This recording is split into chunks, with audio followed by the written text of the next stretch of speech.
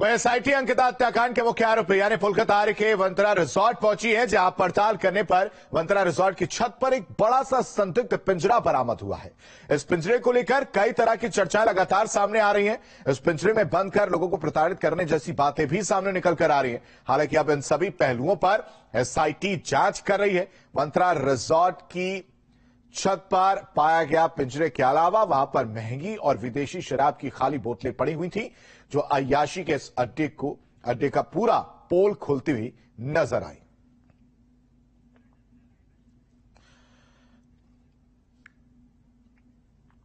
और इस खबर पर ज्यादा अपडेट के साथ सुरेंद्र डसीला हमारे साथ जुड़ चुके हैं। सुरेंद्र का रुख करते हैं। सुरेंद्र, आज अगर देखा जाए तो क्या अपडेट निकलकर सामने आया, साथ ही साथ ये जो पिंजरा मिला है इसको लेकर क्या कुछ चर्चाएं हो रही हैं?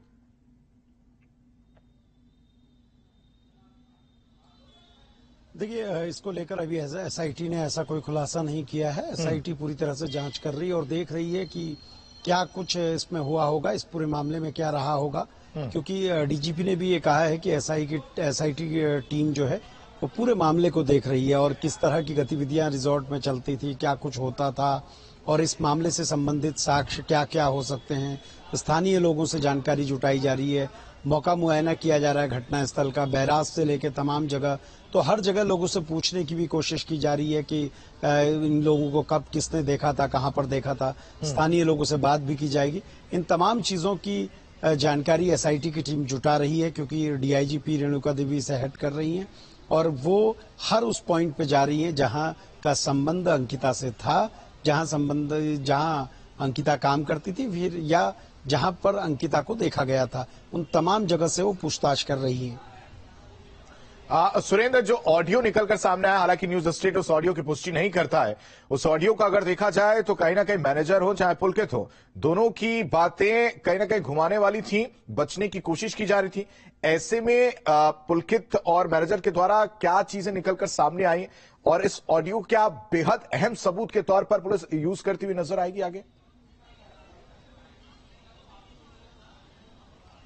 देखिए, बिल्कुल ये सारे सबूत हैं जो कड़ियों को जोड़ रहे हैं। इससे पहले भी हमने जो ऑडियो सुनाया था जिसमें अंकिता रोती है, एक बैग लाने के लिए कहती है, फिर एक ऑडियो ये आता है, ये सारी कड़ियां जुड़ रही हैं। ऐसा लगता है कि ये ऑडियो तब का है जब ये पूरी वारदात को ये लोग अंजाम दे चुके थे और उसके बाद जब तक ये एफआईआर दर्ज नहीं हुई थी तब तक उन्हें ढूंढा जा रहा था। तो ये लोग इस तरीके से मिसगाइड कर रहे थे, मैनिपुलेट कर रहे थे चीजों को। ये पुलकित और मैनेजर और अन्य जो आरोपी हैं ये कोशिश कर रहे थे कि माहौल इस तरीके का बनाया जाए कि अंकिता किसी अपने जानने वाले के साथ जा चुकी है, रिजॉर्ट छोड़ चुकी है और इसी तरीके से आगे मामला ठंडा हो जाएगा और लोग भूल जाएंगे। इस तरीके की प्लानिंग इनकी लगती है इन ऑडियो को सुन के।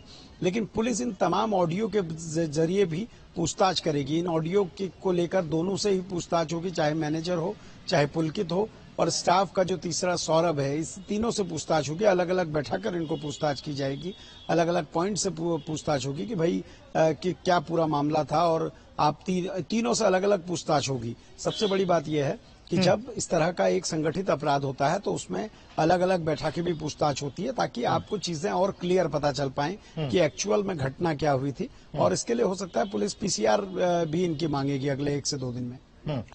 सुरेंद्र, देखने वाली बात है, जैसा कि सियासत की बात भी निकलकर सामने आ रही, पूर्व सीएम हरीश रावत परिवार से मिलने के लिए पहुंचे, ढांढस बंधाया, और इससे पहले पूर्व प्रदेश अध्यक्ष कांग्रेस के गणेश गोदियाल ने भी हमला बोला था। बीजेपी से मामला जुड़ा है तो कहीं ना कहीं सियासत देखने को मिलेगी। ऐसे में क्या बीजेपी की तरफ से कोई बड़ा नेता जाकर परिवार से मिलने वाला है? क्योंकि ऐसी बात निकलकर सामने आई थी कि सीएम धावी मुलाकात कर सकते हैं 1 से 2-3 दिन में। देखिए, बिल्कुल मुख्यमंत्री ने तो साफ कहा है, उनके परिवार से भी जब बात की थी उन्होंने तब ये कहा था कि मैं पीड़ित परिवार से मिलने के लिए खुद जाऊंगा और उनसे मिलूंगा और उनकी हर संभव मदद करूंगा। और आज भी उन्होंने कहा है कि मैं पीड़ित परिवार से मिलने पहुंचूंगा। दरअसल कई बार क्योंकि जो हिंदू धर्म है उसमें कई राइट्स होते हैं, कल अंतिम संस्कार हुआ है, 1 से 2 दिन में कई तरह के राइट्स भी होते हैं, तो हो सकता है वो 1 या 2 दिन के बाद जाएं। लेकिन ये मुख्यमंत्री ने कहा है कि वहां जाएंगे, परिवार के बीच में जब मौजूद होंगे तो परिवार का आत्मविश्वास बढ़ेगा। परिवार का आत्मविश्वास बढ़ाने की जरूरत इसलिए है कि एक तो वो बेटी खो चुके हैं, दर्द उनका है, दूसरा कोर्ट में उन्होंने इस पूरे मामले को पैरवी करनी है। हालांकि सरकार मजबूती से पैरवी करेगी, लेकिन परिवार को एक मनोबल जो उनका बढ़ाना होता है, वो तमाम चीजें मुख्यमंत्री जब वहां पहुंचेंगे, हो सकता है कोई सांत्वना राशि भी परिवार को राज्य सरकार की ओर से दी जाए उनकी मदद के लिए। और दूसरी बड़ी बात यह है कि परिवार के बीच में जब वो होंगे तो उनके दर्द को बांटने का भी सरकार काम करेगी। तो इसलिए मुख्यमंत्री ने तो ये कहा है वो 1 से 2 दिन में जाएंगे। बिल्कुल बिल्कुल। सुरेंद्र, आप हमारे साथ बने रहिए, कुछ और खबरों पर आपसे अपडेट लेंगे। इस बीच हम अपने दर्शकों को एक और अपडेट देते हैं। बड़ी खबर बता दें देहरादून से, जहां अंकिता हत्याकांड पर डीजीपी का बयान सामने आया है। आज पोस्टमार्टम रिपोर्ट, जो फाइनल पोस्टमार्टम रिपोर्ट है, वो मिल सकती है। डीजीपी का यह बयान सामने आया है। रिजॉर्ट में अवैध धंधों के सबूतों की जांच पुलिस कर रही है। पुलिस के पास मजबूत साक्ष्य मौजूद है, ये बड़ी बात डीजीपी के द्वारा कही गई है। आरोपियों पर गैंगस्टर एक्ट लगाने की भी तैयारी की जा रही है। और अभी तक अगर बात की जाए तो आईपीसी 302, 120B और 201 में मुकदमा दर्ज किया गया है। रिजॉर्ट में पहले काम करने वाली महिला से भी बात की गई है। रिजॉर्ट की कर्मी प्रियंका से भी पुलिस की बातचीत हुई है। सुरेंद्र डसीला हमारे साथ अपडेट के साथ लगातार बने हुए। सुरेंद्र, कहीं रुक करते हैं। सुरेंद्र, सबसे पहले ये जरूर बताइएगा, अगर आपके पास जानकारी है, फाइनल पोस्टमार्टम रिपोर्ट आज शाम तक मिल जाएगी, कब तक उसकी रिपोर्ट मिलने की बात है? साथ ही साथ डीजीपी का ये बयान सामने आया है कि मजबूत साक्ष्य मौजूद है, तो क्या जो धाराएं लगी है 302, 120B और 201, इसके अलावा भी कोई और धारा इसमें एड ऑन हो सकती है? देखिए, बिल्कुल, पहले मैं धाराओं के बारे में ही आपको बता दूं। आईपीसी 302 तो हत्या करने के लिए है, ये सभी जानते हैं, और इसमें अधिकतम सजा फांसी की सजा है। 120 भी आपराधिक षड्यंत्र में आती है, इसमें भी अधिकतम सजा 10 साल है। और इसके अलावा 201 जो है वो साक्ष्य मिटाने के लिए है, क्योंकि इन लोगों ने सबूत मिटाने की कोशिश की थी, और ये सारी धाराएं इन पर लगाई गई हैं। दूसरी बड़ी बात यह है, इन पर गैंगस्टर एक्ट लगाया जा रहा है। डीजीपी का ये कहना है, क्योंकि इसकी पहले की भी प्रवृत्ति ऐसी रही है, पहले की भी हमें सबूत इस तरह के मिल रहे हैं, तो हम इस पर गैंगस्टर लगा रहे हैं, क्योंकि ये एक गैंग बना के ऑपरेट कर रहा था, तो इस पर गैंगस्टर भी लगेगा। इसके अलावा डिटेल्ड पोस्टमार्टम रिपोर्ट आज शाम तक मिल सकती है जिला प्रशासन को।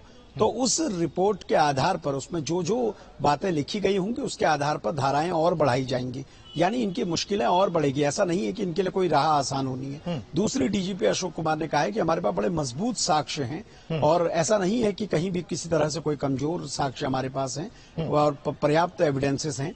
और एक लड़की की बात आ रही थी, जब मैं भी लोगों से पूछ रहा था, वो कहते हैं एक लड़की प्रियंका है जो लापता है, उसको लेकर पुलिस ने कहा है हमारी प्रियंका से बात हुई, वो सही सलामत है।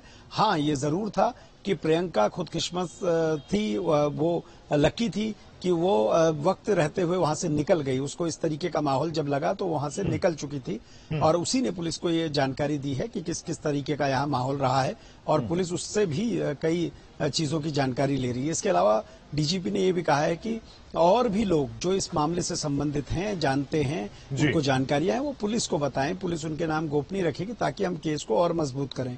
इस रिजॉर्ट में क्या क्या गतिविधियां चलती थी, इसको लेकर अलग से टीम देखेगी, जांच करेगी, सारी ठीक है सुरेंद्र, टीम देखेगी, जांच करेगी। कहीं ना कहीं मजबूत साक्ष्य और करने की जरूरत, ताकि केस और मजबूत हो सके। सुरेंद्र, आप हमारे साथ बने रहिए, कुछ और खबरों पर हम आपसे अपडेट लेंगे। इस बीच बड़ी खबर अपने दर्शकों को बता दें कि ऋषिकेश में अंकिता भंडारी केस को लेकर एसआईटी टीम और फॉरेंसिक टीम वनतारा रिजॉर्ट पहुंची, जहां अंकिता हत्याकांड से जुड़े सभी सबूतों को इकट्ठा करने में जुटी हुई है, जिससे हत्याकांड मामले का दूध और पानी का पानी हो जाए।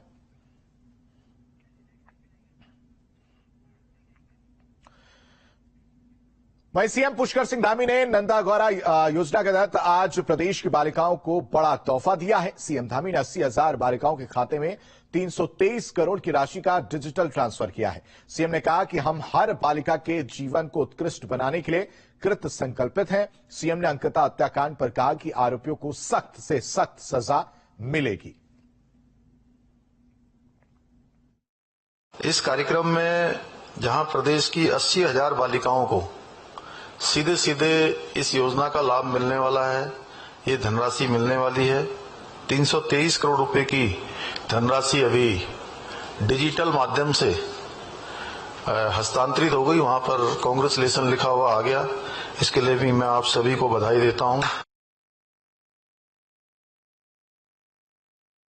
हमने निवेदन किया है माननीय न्यायालय से कि हमारी बेटी के साथ बहुत बड़ा दुर्व्यवहार हुआ है, बहुत ऐसा जघन्य अपराध हुआ है, इसलिए इसका फैसला भी जल्दी से जल्दी होना चाहिए, बहुत जल्दी फैसला होना चाहिए और फास्ट ट्रैक कोर्ट बनाने का भी हमने अनुरोध किया है, जिससे कि उत्तराखंड की बेटी को, हमारी बेटी को न्याय मिल पाए।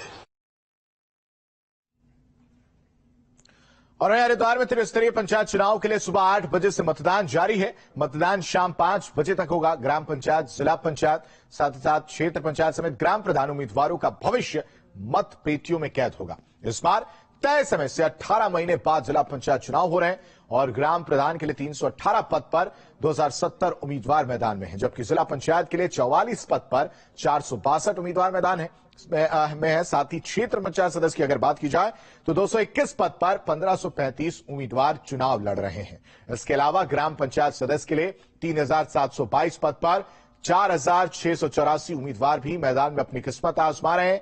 मतदान के लिए काफी कड़ी सुरक्षा व्यवस्था की गई है ताकि किसी तरह की परेशानी लोगों में ना हो। सुबह 8 बजे से मतदान किया जा रहा है, शाम 5 बजे तक मतदान होगा।